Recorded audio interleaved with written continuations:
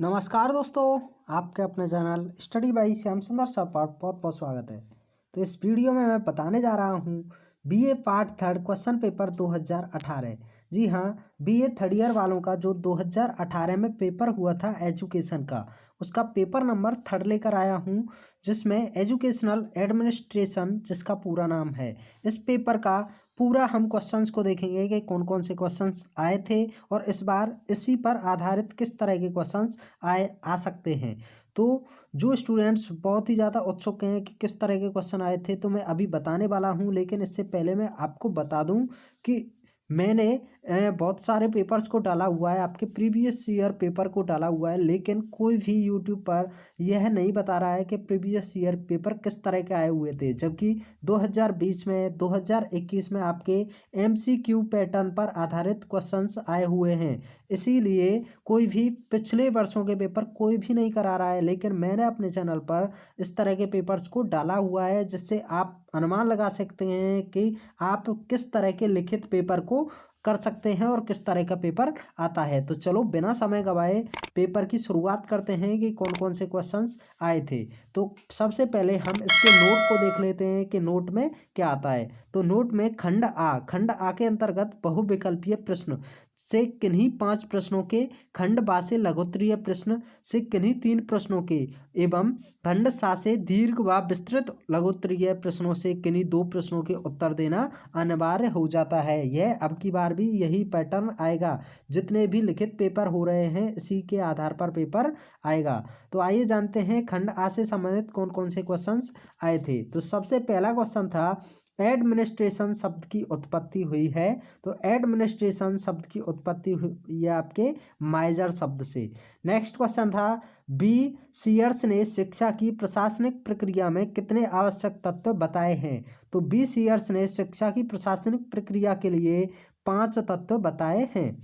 जबकि next question यह था शैक्षिक प्रशासन में निर्णयवादी सिद्धांत किसने दिया। जी, शैक्षिक प्रशासन में निर्णयवादी सिद्धांत किसने दिया था।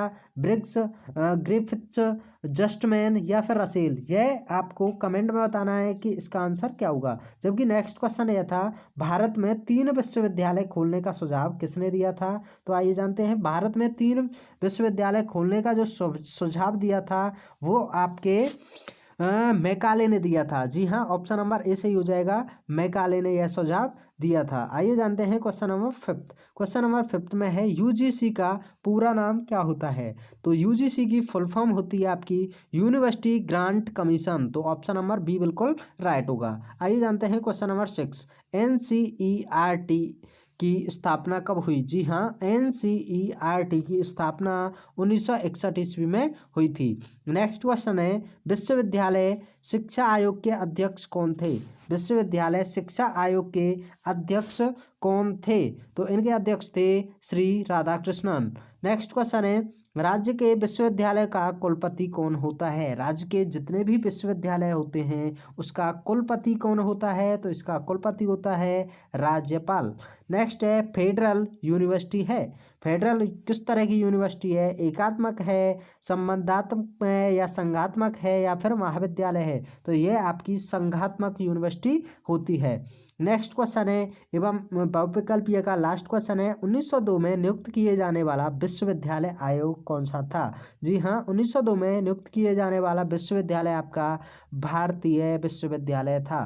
नेक्स्ट की तरफ चलते हैं खंड बा की तरफ। खंड बा से संबंधित कौन कौन से क्वेश्चंस को पूछा गया है। तो आइए जान लेते हैं खंड बा में कौन कौन से क्वेश्चंस को पूछा है। तो सबसे पहला क्वेश्चन था इसमें प्रशासन के प्रमुख सिद्धांत कौन से हैं। जी हाँ, इसमें पूछा था प्रशासन के प्रमुख सिद्धांत कौन से हैं। जबकि क्वेश्चन नंबर 2 में था प्रधानाध्यापक के उत्तरदायित्वों का वर्णन कीजिए। प्रधानाध्यापक के उत्तरदायित्वों का वर्णन करने को बोला गया था। जबकि क्वेश्चन नंबर 3 था भारत में कितने प्रकार के संस्थान हैं। भारत में कितने प्रकार के संस्थान हैं इनके बारे में बताना था। जबकि क्वेश्चन नंबर 4 में पूछा गया था एनसीईआरटी के कार्यों का वर्णन कीजिए। जी हाँ, इसमें आपको बताना था एनसीईआरटी के कौन कौन से कार्य होते हैं उनका वर्णन करना था। जबकि नेक्स्ट क्वेश्चन है, क्वेश्चन नंबर 5 है, स्थानीय निकायों की शैक्षिक प्रशासन में क्या भूमिका है।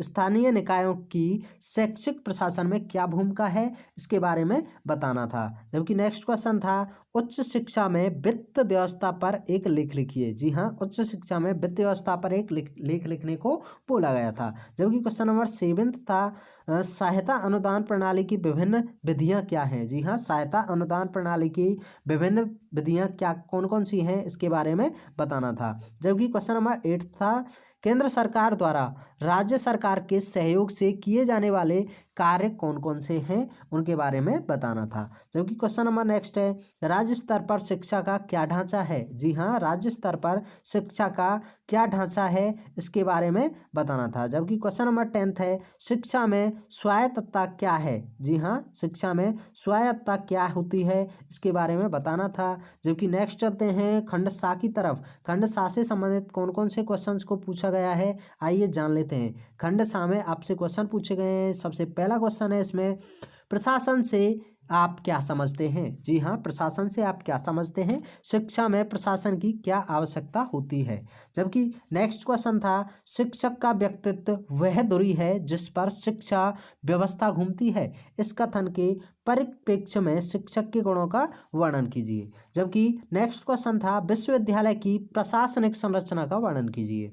जी हाँ, क्वेश्चन नंबर 3 से संबंधित पूछा गया था कि विश्वविद्यालय की प्रशासनिक संरचना का वर्णन कीजिए। नेक्स्ट क्वेश्चन है, शिक्षा के क्षेत्र में केंद्रीय सरकार अपने दायित्वों का निर्वाह किस प्रकार करती है। जी हाँ, क्वेश्चन नंबर 4 था, शिक्षा के क्षेत्र में केंद्रीय सरकार अपने दायित्वों का निर्वाह किस प्रकार करती है। जबकि नेक्स्ट क्वेश्चन था, क्वेश्चन नंबर 5 था, राज्य स्तर पर शिक्षा प्रशासन संबंधी समस्याओं का वर्णन कीजिए। तो ये आपके सभी क्वेश्चन यहीं पर समाप्त हो जाते हैं। यदि आप और भी पेपर्स पाना चाहते हैं, और भी पेपर्स को देखना चाहते हैं, तो आप हमारे चैनल की प्लेलिस्ट में जाकर देख सकते हैं। और आप किसी भी पेपर की पूरी तैयारी करना चाहते हैं जिससे कि आपके अच्छे मार्क्स आ सके, तो आप हमारे चैनल की प्लेलिस्ट में जाकर सभी तरह के नोट्स पा सके हैं। और आप हमारे टेलीग्राम चैनल से जुड़कर सभी तरह की PDF भी पा सकते हैं। तो यह वीडियो यहीं पर समाप्त होता है। Thanks for watching. जय हिंद, जय भारत।